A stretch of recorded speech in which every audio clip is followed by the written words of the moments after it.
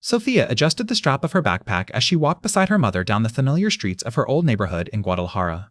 The sun was beginning to set, casting long shadows across the sidewalks.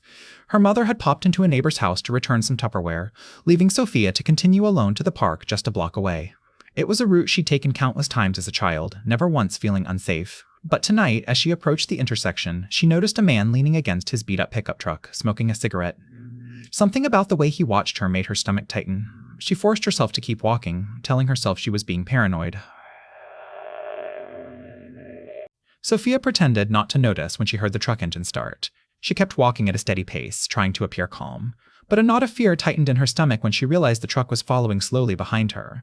She quickened her step, and immediately the truck matched her pace, keeping pace just behind her. Her heart began to pound against her ribs. She could feel the man's eyes on her back, and every shadow seemed to hide something threatening. The normally cheerful sounds of the neighborhood, the distant laughter of children, the chatter of neighbors suddenly felt menacing. She kept glancing back, seeing nothing but the reflection of streetlights in the truck's dark windows. She was only a few minutes from the park now. She could feel the man's eyes on her back, the knot of fear calm. Panic finally took over.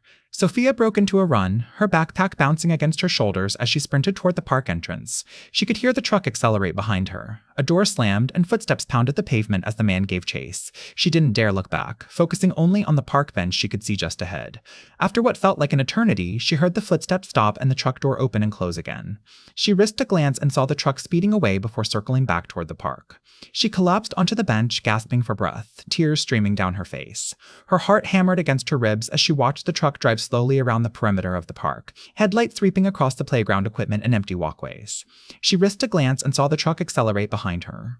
Sophia wrapped her arms around herself, trying to stop the trembling in her hands. She hadn't been alone for more than a few minutes when her mother hurried into the park, her face pale with worry. But even with her mother there, the truck continued to circle, its headlights occasionally sweeping across their hiding place. They didn't dare leave. Finally, Sophia's father's truck pulled into the park, his tall frame silhouetted against the dashboard lights. The circling truck hesitated for a moment before speeding away, disappearing into the night. As Sophia climbed into her father's truck, she realized with a chilling certainty that this wasn't just a random encounter. This neighborhood, once filled with laughter and safety, now held a darkness she could never unsee. The memory of those headlights in the dark would follow her forever.